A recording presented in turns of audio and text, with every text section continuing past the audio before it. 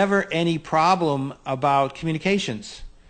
And this is something that when they come to Earth after one of these things, it's after every visit, it was such a downer. Oh, to get back into loner land? Yes. A single track, and and if you hear anything other, something's wrong, and right. everything else. Wow. And that may be, these are precursors to this new world, because that right. is the reality that's upon us. Right, right. What we're moving towards is a fully conscious planet and a fully conscious reality, with us being fully conscious. And what we're talking about with being fully conscious, limited consciousness basically creates this so-called veil between the aspect called spiritual and the aspect called physical or physicality. Right. When you become fully conscious, that veil goes down, and both aspects, spiritual, physicality, or physical, whatever you want to call it, becomes merged. Right. There is no lack of awareness on. Well, the spiritual is aware of the physical, but the physical isn't aware of the spiritual. Right now, essentially, yes. yes. Exactly. So what happens is, because you're fully conscious, you're able to be one with both realities. And also all your potentials, what it is you're fully capable of being as a person, happens. So you become completely telepathic. You can see colors.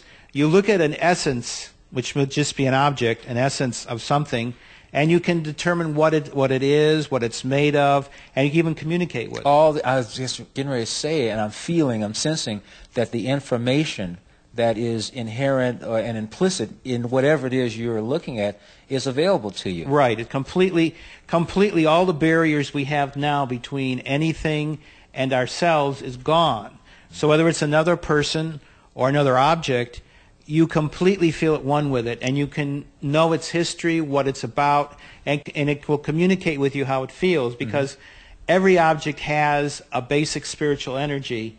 And that spiritual energy, in the case of objects, like for instance televisions, tables, whatever, is there because they have within them also an aspect of the divine. So they have various, we might call them sprites or essences or whatever, that are the beings that are what makes them tick, and they work together. Animals are the same way. Animals tend to think more in a group aspect because they are telepathic with each other, and they have the same energies, and these energies tend to be about the group, so the species.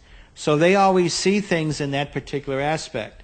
That's why they have these incredible abilities. So, like for instance, one of the things that people have noticed is if there's a lead bird, let's say a flock is migrating, and let's say over the deep horizon, he happens out of his eyes, because birds have incredible peripheral vision, to see a hawk coming up, all of a sudden he'll change direction and the whole flock will just follow him instantly. Right. That's an example of what we're talking about. They have this physical group essence which works in that way. So they have their individuality when they're by themselves, but they basically think and act as a collective. As a collective, exactly. So that's why when birds go on their migrations, they go as a flocks, and each flock is constantly in communications with the other one. So if one flock's up ahead, it will tell the flocks behind it. Let's say there's a group of hawks up ahead that are diving at the groups. So you'll see they'll make a slight little variation to try to get out of the basic flight patterns of the hawks. Right. Might as well. No need to just walk head on into a hornet's nest or a hawk's territory if you don't have to. Well, that makes sense, because again, that's also about survival of the species too. Their natural inclination is to perpetuate itself and not just go headlong into an abyss, so to speak. Right. Well, we as humans have this same basic potential. So when we become fully conscious, this whole aspect in us, this aspect of us, potentializes and manifests.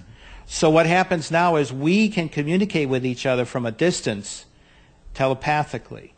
And when we do that, we communicate with one another in a way that is about how we think up here, about how we put communication and speech together.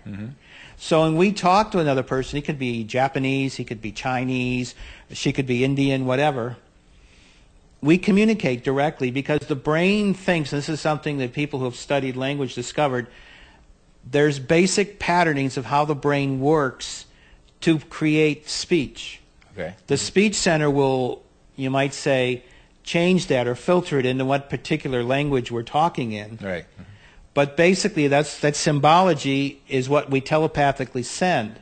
So when you understand that, the whole process of how we speak is that we telepathically send these messages, these symbologies. Right. And so these come to our brain, and right away we will translate them in our case, in English. Mm-hmm. Whereas they may be send it after thinking, let's say, in Japanese. Mm-hmm.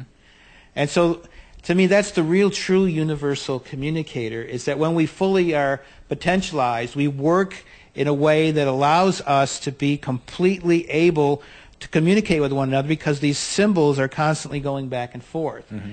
And what happens also is that heaven is communicating with us also. And so these symbols are also used. Mm-hmm. And as we work it out with each other, and what we have to do, and heaven acts as a guide, we discover how we as a group, as guardians for a planet, are to work together. What talents do we have individually? What talents can we use with each other to create whatever is needed to maintain the stewardship? And we also learn what are our real needs and wants with each other, and what do we need to do to each other to help create a situation, an environment in which we create a feeling with each other's that I like to call a feeling of like constant loving of each other, right. Caring of each other. And these barriers that we now have without the conditions, right? Without the qualifications or right. the if, therefore, that, or so to speak, right? The quid pro quos.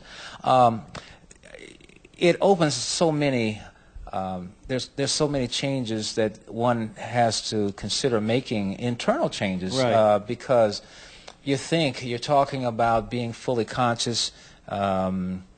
Hearing voices, being able to, frankly, cell phones wouldn't be necessary, right. From what I get. No, you wouldn't need cell phones because basically fully conscious beings are telepathic. Mm-hmm. They can see spiritual energies or auric fields. They see color. Sound to them is not just a noise, maybe a beautiful noise, music, right. But that noise has within it a series of colors. And not only that, it has feelings. Mm-hmm. So when you hear music, you feel the composer's feelings, the color, and the music, the sound, mm-hmm. all at once. Wow, wow. It's, we get back to that example you were talking about, right. Where people listen to you and but they fall asleep. Right. And I am now getting, because it can shut the ego off, and right. and this information can go in, because I can hear some people thinking about this, and then they have their quote-unquote privacy issues, you know, and things like that. I mean, and is there a loss of individuality? No, there isn't. What we have to understand is, even though we're talking about all this collective stuff, mm-hmm. you operate really on two levels simultaneously, the individual level. In other words, you have your own wants, you have your own needs, you have your need to discover who you are and what you are. What is it in this lifetime you're going to do? You have your own talents. Right. How can I develop them? What's the best process I can do to use them to help better not only myself, but the group and the planet, the society? So what you're constantly doing is working on yourself and working on the people around you. Mm-hmm. And they're doing the same thing. Right. So you have a built-in support system. You have a global network of support. You also have an honoring. Whenever you use your talents to create something that helps solve a problem or move the society forward over a certain bump, you're honored for it. And we're coming up to a break with our conversation with Sheldan Nidle on envisioning a new world, the new world that we are entering, here on Talk for Food on WebTalkRadio.net. When we come back on the other side, we will continue exploring the implications and the mechanisms involved with being fully conscious beings. And in addition, some of the other ramifications, if you will, I'd like to call them benefits. But this is all fascinating. It's all present. It's all really on the plate. And in fact, it is actually beginning to happen now. So stay tuned. We'll be right back on WebTalkRadio.net.